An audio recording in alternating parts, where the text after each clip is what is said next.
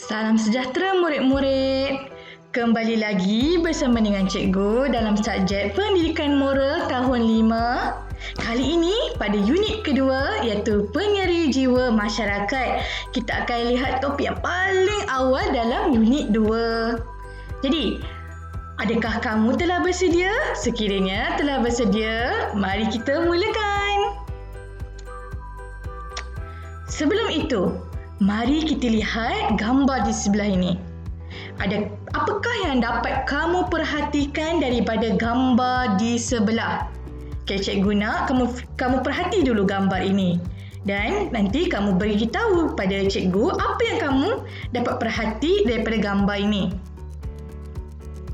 Ya, tepat sekali. Ketiga-tiga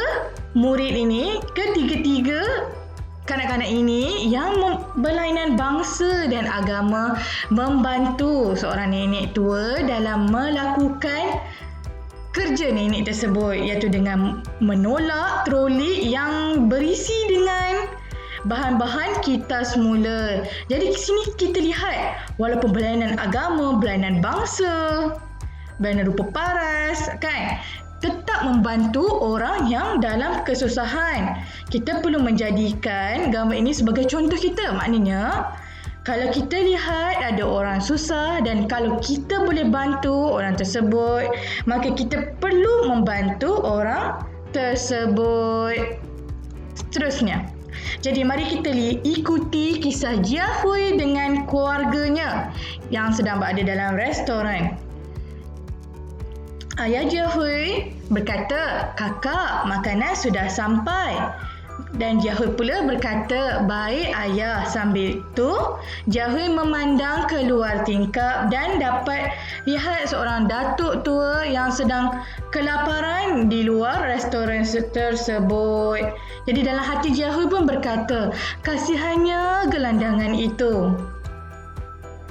Maka Jia Hui pun meminta izin daripada ayahnya untuk memberikan makanan kepada datuk itu. "Ayah, ibu, bolehkah saya memberikan makanan kepada datuk itu?" Ayah Jia Hui pun berkata, "Boleh kakak." Jia Hui pun memberikan makanan tersebut kepada datuk tua tersebut. "Datuk, terimalah makanan ini." Maka datuk pun menjawab, "Terima kasih." Jia Hui pula berkata, "Sama-sama, nanti datuk letak pinggan di situ selepas makan. Saya akan mengambil dan mengembalikannya." Di sini kita dapat lihat di mana sifat Jia Hui yang sangat prihatin terhadap golongan yang memerlukan. Kita sepatutnya perlu mencontohi sikap Jia Hui yang suka membantu orang dalam kesusahan. Seterusnya kita lihat pada situasi seterusnya. "Pakcik, biar saya bantu." Maka pakcik pun menjawab, "Baik, terima kasih." Dalam situasi nombor 5 ni pula, kita dapat lihat di mana Jia Hui membantu seorang pakcik untuk membukakan pintu kerana pakcik tersebut mengalami kecederaan di bahagian kaki. Dan akhir sekali, kita dapat lihat, "Adik, saya bangga dengan perbuatan kamu. Tentu kamu belum makan. Makanan ini untuk kamu," kata pelayan restoran tersebut kepada Jia Hui. Jia Hui pun berkata, "Terima kasih. Saya berharap agar datuk itu tidak kelaparan." Situasi ini dapat kita lihat di mana apabila Jia Hui membuat kebaikan, maka perbuatan Jia Hui tersebut dibalas dengan kebaikan. Jadi, apakah keperluan dan kebajikan yang boleh diberikan kepada masyarakat? Okey, yang pertama, perkara paling simple kalau dekat sekolah kan. Jadi, yang pertama kita dapat membantu rakan dalam kesusahan. Mungkin ada rakan kita yang berasal daripada keluarga yang susah, keluarga yang porak-poranda. Jadi kita boleh bawa rakan kita pergi berjumpa dengan guru kaunseling untuk membantu rakan kita yang berada dalam kesusahan. Kadang-kadang kita mendengar pun sudah menjadi bantuan kepada rakan tersebut. Okey, yang kedua, Kita boleh memberi bantuan pakaian, kewangan dan tempat tinggal kepada anak yatim dan yang kurang berkemampuan.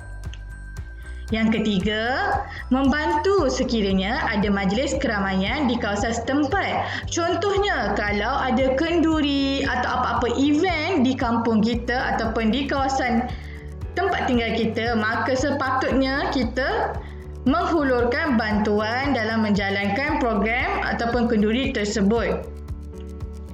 Yang keempat, sama seperti nombor 3, melibatkan diri dalam aktiviti kemasyarakatan.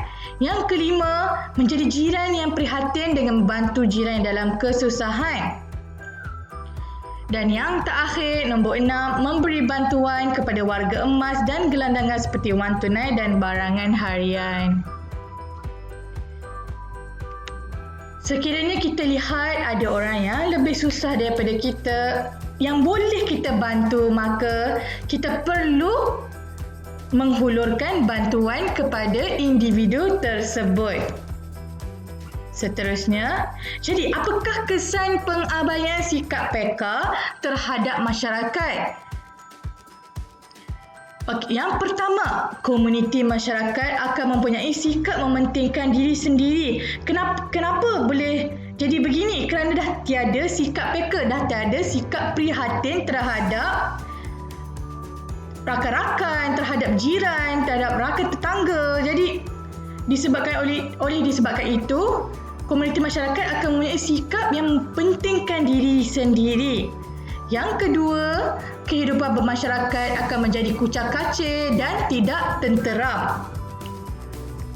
Yang ketiga, golongan yang memerlukan seperti gelandangan, OKU dan anak yatim akan hidup dalam keadaan terpinggir, tidak dipedulikan dan berkemungkinan boleh membawa kepada kematian. Jadi kalau tiada siapa yang peka terhadap golongan-golongan yang memerlukan ni, maka mereka akan terpinggir. Mereka akan tidak dipedulikan. Tiada bantuan yang sampai kepada golongan yang memerlukan. Dan apabila tiada siapa yang peka, maka golongan yang memerlukan ini tiada bantuan dan mereka boleh bawa kepada kematian. The last one, terhapusnya sikap kasih sayang dan prihatin di antara masyarakat. Daripada topik yang kita belajar pada hari ini, sifat prihatin terhadap masyarakat itu amat penting. Kita perlu menolong golongan yang lebih susah. Apabila kita boleh berikan bantuan, kita beri bantuan.